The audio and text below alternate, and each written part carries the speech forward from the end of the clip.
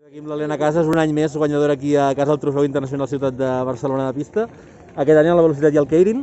Una mica com ha anat la competició aquest any, no? Estaves ara amb la Orla, que ha tingut un bonic duel aquest any. Sí, la veritat que molt contenta, no?, de poder revalidar doncs, la victòria en velocitat i en Keirin, i sí que ha sigut doncs, unes finals ajustades, no?, sobretot amb la Orla, i molt emocionant, no? Espero que l'any que ve torni i poder-ho tornar a disfrutar. Sí, al final s'ha fet un esforç per haver el mínim, no?, per comptar punts UCI, i sí que a velocitat vam fer 9 i al Keirin 10, llavors hem pogut recol·lectar aquests punts necessaris, no?, per poder estar al proper Mundial.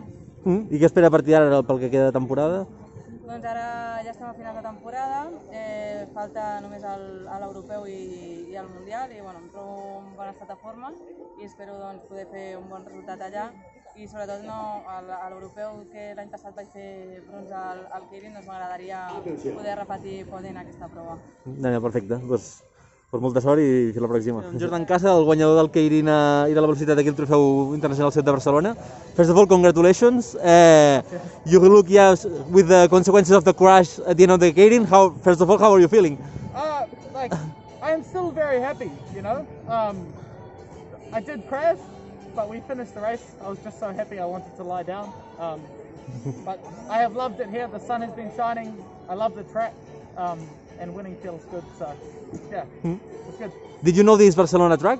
Never before, first time. Okay. Long straights, good for me because I like to run at the wheel. So it's perfect. Great. And did you know some names of the participation, and what were your expectations heading to the competition? So I knew Conor Rowley from Ireland, and Alejandro Martinez is very fast, so I knew it would be tough competition, and it was. So. And what are you heading now, next objectives? Back to Mallorca to train, and then, I don't know, and then Japan in December, so we'll see. Ok, perfect, thank you. Pues aquí estamos con Tania Calvo, ahora sí ganadora final del Omnium aquí en el Trofeo Internacional de Barcelona. Un poco como te has sentido en esta mañana, ¿no? Se ha reprendido la competición de nuevo y ha acabado finalmente con un final muy emocionante, ¿no? Llegó con la puntuación con Silvia. Sí, pues la verdad que me he sentido muy a gusto. El cambio de planes ha hecho que las carreras fueran un poquito diferentes, más cortas, menos recuperación, pero igualmente me he sentido muy bien.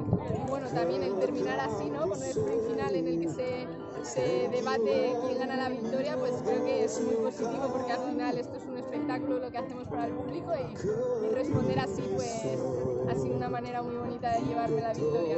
¿Cómo han ido pasando las pruebas? No sé si eso veías que siempre Silvia era como la gran rival, ¿cómo iban avanzando las pruebas? Pues sabía que en las tres primeras pruebas, con la eliminación y en el scratch, podía defenderme más o menos.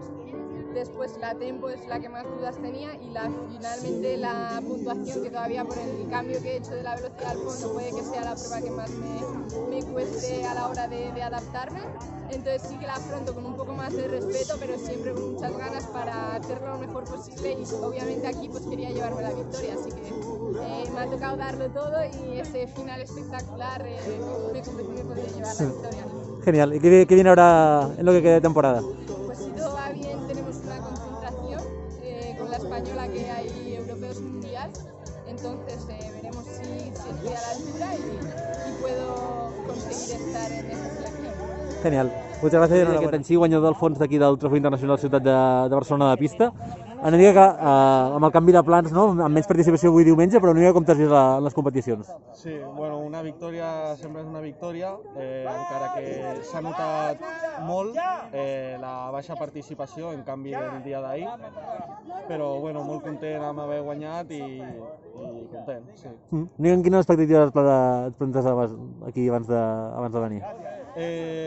Jo sobretot amb el nivell que hi havia, el que m'interessava era aprendre i millorar, i una experiència més, o sigui, sona tonto, però el que volia era passar una mica malament, posar-me en situacions complicades, no?, i aprendre. I ha canviat una mica, i amb el canvi aquest de plans i amb el canvi de participació hem canviat el xip, no?, i el xip ha sigut de sortir a guanyar i fer-ho el millor possible, i així ha sigut.